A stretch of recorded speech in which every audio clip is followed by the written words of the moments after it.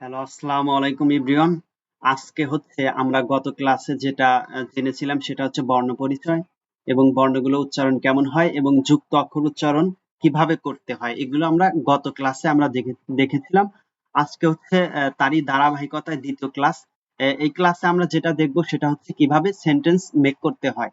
হুম এবং কত প্রকারের সেন্টেন্স রয়েছে। আমরা যেমন ইংরেজিতে পড়েছি অ্যাসার্টিভ, ইন্টারোগেটিভ, ইম্পারেটিভ। আমরা বিভিন্ন ভাবে কথা বলে থাকি। কেউ নেগেটিভ কথা বলে থাকি, কেউ পজিটিভ কথা বলে থাকি, কেউ বর্ণনামূলক কথা বলে থাকি, কেউ প্রশ্নবোধক কথা বলে থাকি। ঠিক সেরকম ভাবে জার্মান ব্যাকরণে ৫ প্রকারের মৌলিক বাক্য রয়েছে। ৫ প্রকারের মৌলিক বাক্যগুলো আমি আপনাদের আজকে প্রথমে দেখাচ্ছি। যেমন আউসাগেসেস, বা এটা হচ্ছে ডিক্লারেটিভ। ডিক্লারেটিভ আপনারা বলতে পারবেন। এটা হচ্ছে আমরা ইংরেজিতে যেটা বলি সেটাকে বলা হয় অ্যাসার্টিভ সেন্টেন্স। এই অ্যাসার্টিভ সেন্টেন্স হাবোধক সেন্টেন্স। আর একটা হচ্ছে ডাব্লিউ ফাগে সাজ। এই সাজ মানে হচ্ছে বাক্য। ডাব্লিউ ফাগে অর্থাৎ ইন্টারোগেটিভ, ইম্পারেটিভ। আমরা ইম্পারেটিভ যে সেন্টেন্স গুলো পড়ে থাকি ইংরেজিতে সেগুলো এটাকে রিকোয়েস্ট সাজও বলা হয়ে থাকে। নেগেশন বা নেগেটিভ সেন্টেন্স এবং এক্সক্লেমেটরি সেন্টেন্স রয়েছে। এবার যেটা হচ্ছে সেটা হচ্ছে জার্মান বাক্য গঠন করার নিয়ম। আমরা কিভাবে বাক্যটা গঠন করব, গঠন করলে বা সঠিক নিয়মে কিভাবে বাক্য গঠন করব। একটি বাক্যের সাধারণত ৩টি অংশ থাকে। কয়টি অংশ থাকে? ৩টি অংশ থাকে প্রধানত একটি বাক্যে। এই ৩টি অংশ ওগুলো কি কি? সেটা হচ্ছে সাবজেক্ট থাকবে, ভার্ব থাকবে এবং হচ্ছে অবজেক্ট থাকবে। এই ৩টা অংশ সাধারণত একটি মৌলিক বাক্যে থেকে থাকে, যেটা আমরা সবাই জানি। তার একটি স্ট্রাকচার এখানে রয়েছে। এটা সাবজেক্ট, ভার্ব এবং অবজেক্ট। আমি এটা ইয়েলো মার্ক করে দিচ্ছি, হাইলাইট করে দিচ্ছি, সবাই দেখে নেবেন। সেটা হচ্ছে সাবজেক্ট, তারপরে কি থাকবে? ভার্ব থাকবে এবং তারপরে অবজেক্ট থাকবে। এটা হচ্ছে সাধারণ বা প্রচলিত নিয়ম। এই নিয়মটা আমরা কিন্তু সবাই কম বেশি জানি। যেমন জার্মান ব্যাকরণে বাক্য গঠন করতে হলে প্রথমে সাবজেক্ট, তারপরে ভার্ব এবং সবশেষ অবজেক্ট হয়। এটা হচ্ছে একটি প্রচলিত নিয়ম। কিন্তু আবার অবজেক্ট আপনি প্রথমে দিতে পারবেন। একটি বাক্য আপনি গঠন করেছেন, আপনি যদি মনে করেন যে আমি অবজেক্টটা প্রথমে দেব, হ্যাঁ, তাহলে আপনি দিতে পারবেন। কিন্তু ভার্ব সবসময় একটি বাক্যের দ্বিতীয় পজিশনে থাকবে। ভার্ব কখন থাকবে? কোথায় থাকবে? দ্বিতীয় পজিশনে। অর্থাৎ আপনি একটি বাক্যের সাবজেক্ট প্রথমে দিবেন কিংবা অবজেক্ট প্রথমে দিবেন, দিতে পারবেন, নো প্রবলেম। কিন্তু যে বাক্যে যে ভার্বটা যে ব্যবহৃত হবে এই ভার্বটা কিন্তু সবসময় দ্বিতীয় পজিশনে থাকবে। যেমন আউসাগেজেস এর কিছু আমরা উদাহরণ দেখব। এটা হচ্ছে বর্ণনা বোঝায়, যে বাক্যে কোনো কিছু সম্পর্কে বর্ণনা করা হয়। যেমন ইস ইস ভনে ইয়ার্স ইন ঢাকা। আমি এখন ঢাকায় বাস করছি। ইস মানে হচ্ছে আমি। এইটা কিন্তু এইটা হচ্ছে একটি ভার্ব। হ্যাঁ, এই ভার্বটা যেটা সেটা ছিল এখানে ইস। অর্থাৎ এই ইস সাবজেক্ট অনুযায়ী ভার্বটা কনজুগেটেড করে আমরা বাক্যে বসিয়েছি। কিন্তু এই মূল বাক্য যদি বলেন তাহলে সেটা এখানে এন হবে। হ্যাঁ, এই এনটা কিভাবে এখানে এই বাক্যে হলো না, এ ব্যাপারে আমি জানাবো যখন আমি ভার্ব কনজুগেশন সম্পর্কে পড়াবো। তখন আমি এ ব্যাপারে খুব ভালোভাবেই জানাবো। দেখেন, এখানে একটা জিনিস সবাই খেয়াল করেন, সেটা হচ্ছে ভার্বটা দ্বিতীয় পজিশনে আছে, সাবজেক্ট ভার্ব, এবং এটা হচ্ছে একটি বাক্যের বাকি অংশ। এই দ্বিতীয় বাক্যে দেখেন হচ্ছে ভার্বটা কোথায় আছে? ভার্বটা দ্বিতীয় পজিশনে আছে। এবং হচ্ছে তৃতীয় বাক্যে কি আছে? ভার্বটা দ্বিতীয় পজিশনে আছে। অর্থাৎ আপনি যে বাক্য গঠন করতে পারবেন ভার্বটা সব সময় দ্বিতীয় পজিশনে থাকবে। সাবজেক্ট প্রথম পজিশনে থাকতে পারে কিংবা অবজেক্টও আপনার বাক্যের শুরুতে থাকতে পারে, ডাজন্ট ম্যাটার। কিন্তু আপনি যে ভার্বটা যে বসাবেন এই ভার্বটা অবশ্যই কনজুগেশন করে বসাতে হবে। প্রচলিত নিয়মের যে ভার্ব রয়েছে আমরা জানি, কোন শব্দের শেষে যদি ইএন থাকে সেটা প্রাথমিকভাবে আমরা ধরে নেব সেটা হচ্ছে একটি ভার্ব। এই ভার্বটা সাবজেক্ট বা পার্সোনাল প্রোনাউন যখন পড়াবো তখন ভার্বের কনজুগেশন সহকারে পড়াবো, তখন দেখাবো কিভাবে এই ভার্বটা কি হয়, কনজুগেটেড হয়ে থাকে। এবং আপনারা জার্মান গ্রামারে স্ট্যান্ডার্ড যে স্ট্রাকচারটা আছে সেটা হচ্ছে এইটা। এইটা আপনারা সুন্দরভাবে সবাই মনে রাখতে পারবেন, মনে রাখবেন অবশ্য। সেটা হচ্ছে স্ট্যান্ডার্ড জার্মান সেন্টেন্স স্ট্রাকচার। সেটা হচ্ছে সাবজেক্ট বসবে দ্বিতীয় পজিশনে। দেখেন এখানে কিন্তু বলা হয়েছে দ্বিতীয় পজিশনে ভার্ব বসবে, তারপরে কি বসবে?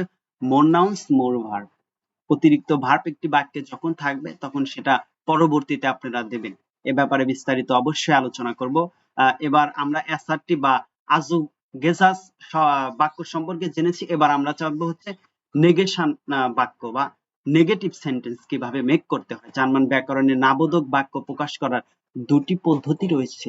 এই দুটি পদ্ধতি আসলে কি? এই দুটি পদ্ধতি সম্পর্কে আমরা বেশ ভালোভাবে জানবো একটু পরে।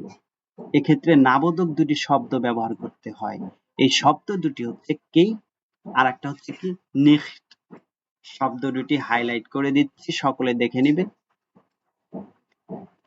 কাইন, কে ই আইন, কাইন এবং হচ্ছে নিখট দুটি শব্দ, এটা আপনারা মাথায় রাখবেন। নাউন যুক্ত বাক্যে কাইন ব্যবহার করে নেগেশন করতে হয়। একটি বাক্যে আপনি যখন দেখবেন সেটা কি আছে, নাউন আছে, হ্যাঁ, নাউন দেখে আপনি কি করবেন, নেগেশন বা নেগেটিভ সেন্টেন্স যখন করবেন সেটা কি ব্যবহার করবেন, কাইন ব্যবহার করবেন। আর ভার্ব যুক্ত বাক্যে নিখট ব্যবহার করে এটা কি করতে হয়, নেগেশন করতে হয় বা নেগেটিভ করতে হয়। এখানে কিছু উদাহরণ দেওয়া হলো, যেমন ইস বাইস নিখট, আই ডোন্ট নো। এটা কি দেখেন, এখানে ভার্ব যুক্ত বাক্যে আমরা কি ব্যবহার করছি, ভার্ব যুক্ত বাক্যে, সরি আমি হাইলাইট করে দিচ্ছি, নিখট ব্যবহার করতে হয়। এখানে ভার্ব কোনটি, আপনি কিভাবে বুঝবেন যে ভার্ব? যখন ভার্ব গুলো আমি পড়াবো তখন খুব সুন্দরভাবে জানতে পারবে যে ভাইস এটা হচ্ছে একটি ভার্ব। এটা কি, এটা হচ্ছে একটি ভার্ব, যার কারণে এই ভার্ব যুক্ত বাক্যে নেক্সট ব্যবহার করে এটা কি করা হয়েছে, নেগেটিভ নেগেটিভ সেন্টেন্সে রূপান্তর করা হয়েছে। এটা একটি ভার্ব, এটা ভার্ব। এবার আসি হচ্ছে আইন। এই আইন মান, মান মানে হচ্ছে একজন মানুষ। এটা হচ্ছে নেগেটিভ করার আরেকটা পদ্ধতি আছে, সেই পদ্ধতিটা আমি বলতেছি। নেগেটিভ বাক্য নেগেশন, অর্থাৎ নেগেশন বাক্য, নেগেশন আর্টিকেল ওতপ্রোতভাবে জড়িত। অর্থাৎ এক্ষেত্রে আর্টিকেলটা খুবই গুরুত্বপূর্ণ। আর্টিকেল বিশেষ ভূমিকা পালন করে থাকে। আপনার ডয়েচ ভাষায় 5 ধরনের আর্টিকেল আছে। কয় ধরনের? মোট 5 ধরনের আর্টিকেল আছে। তার ভিতরে একটি হচ্ছে নেগেশন আর্টিকেল। আমি যখন আর্টিকেল পড়াবো তখন আর্টিকেল সম্পর্কে বিস্তারিত জানাবো, কিন্তু এখানে এই জিনিসটা দেখে নেন, সেটা হচ্ছে নেগেশন আর্টিকেল। এই নেগেশন আর্টিকেল কয়টি আছে? কাইন এবং হচ্ছে কাইনে।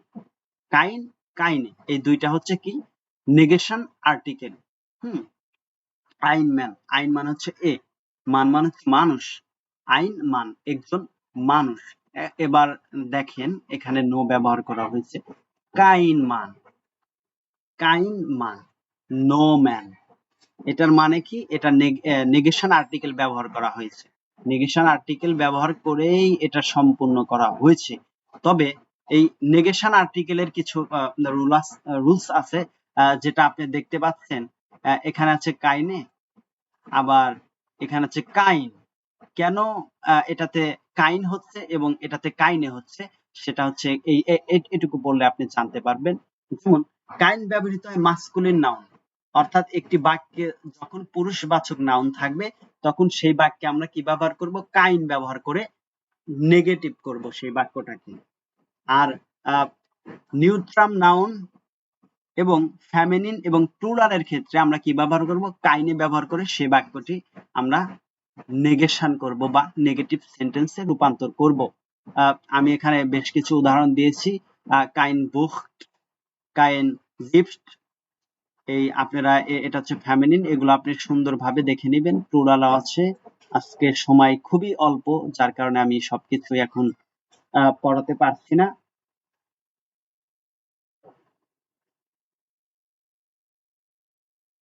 এটা হচ্ছে আমি কিছু বাক্য এখানে দিয়ে দিয়েছি, সেটা হচ্ছে আজু গেজাস বাক্য, আর একটা হচ্ছে নেগেশন বাক্য। হ্যাঁ, এগুলো আপনারা সুন্দর করে মুখস্থ করবেন। আর এর পরের দিন যে ক্লাসটা হবে সেটা হচ্ছে ইয়ের উপরে, ডাব্লিউ ফাগে, অর্থাৎ ডাব্লিউএস কোশ্চেন সম্পর্কে নেব এবং ইম্পারেটিভ সেন্টেন্স সম্পর্কে পড়াবো। তার আগে ছোট্ট করে আপনাদের একটা জিনিস দেখাবো, সেটা হচ্ছে এই বই সম্পর্কে একটু রিভিউ দিচ্ছি আপনাদের। হুম, আপনারা একটু সুন্দর করে দেখে নেবেন।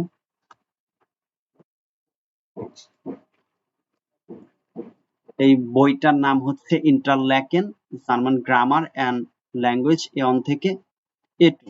এই বইটার হচ্ছে বেনিফিটটা আসলে কি, এই বইটা পড়ে আপনি কি বেনিফিট পাবেন সেটা সম্পর্কে বলছি, একটু ধৈর্য সহকারে দেখুন। আমরা এই বইয়ের ৭৬ পেজে চলে যাচ্ছি। দেখেন,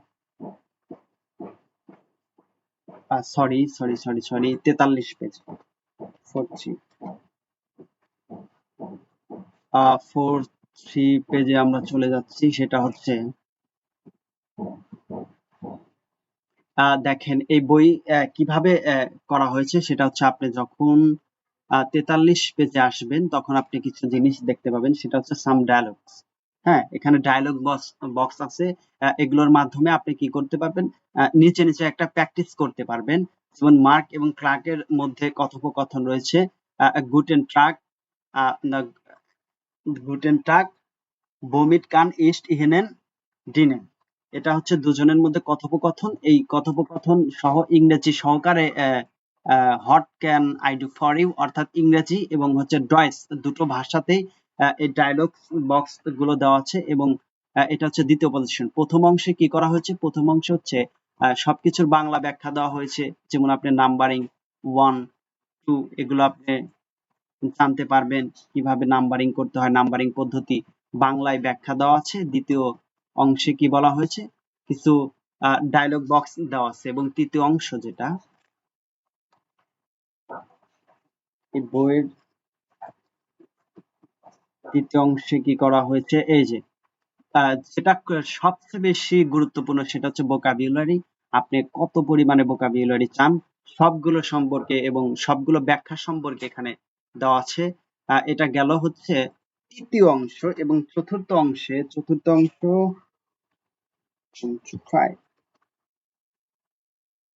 চতুর্থ অংশে যেটা বলা হয়েছে, দেখেন এটা হচ্ছে টেবিল অফ কন্টেন্ট, এটা দেখাচ্ছি। অর্থাৎ এই অংশগুলো ইংরেজিতে ব্যাখ্যা করা হয়েছে। ইংরেজিতে ব্যাখ্যা করা হয়েছে। কেমন ব্যাখ্যা করা হয়েছে, খুবই সহজ ভাষায় এবং ইউনিট আকারে সবগুলোর। এটা হচ্ছে ইউনিট 1। আপনি ইউনিট 1 এর ভিতরে সবগুলো ব্যাখ্যা পাবেন ইংরেজিতে, খুবই সহজ ভাষায়, যা আমি কিছুক্ষণ আগে এগুলোই পড়িয়েছিলাম আপনাদের। হ্যাঁ, এই যে মাস্কুলিন, ফেমিনিন, নিউট্রাল, এটা হচ্ছে ইংরেজি এবং হচ্ছে ড্রয়েসল্যান্ড, দুটো ভাষায় লেখা হচ্ছে। এবং এই ভার্বটা কিভাবে কনজুগেশন করা হচ্ছে সে ব্যাপারে আলোচনা করা হচ্ছে।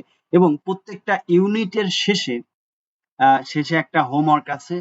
হ্যাঁ, এই যে এটা আপনি নিচে নিচে করতে পারবেন, প্র্যাকটিস করার জন্য এটা দেওয়া হয়েছে। এবং এটার অ্যান্সার হচ্ছে বইয়ের একেবারে লাস্টে দেওয়া আছে।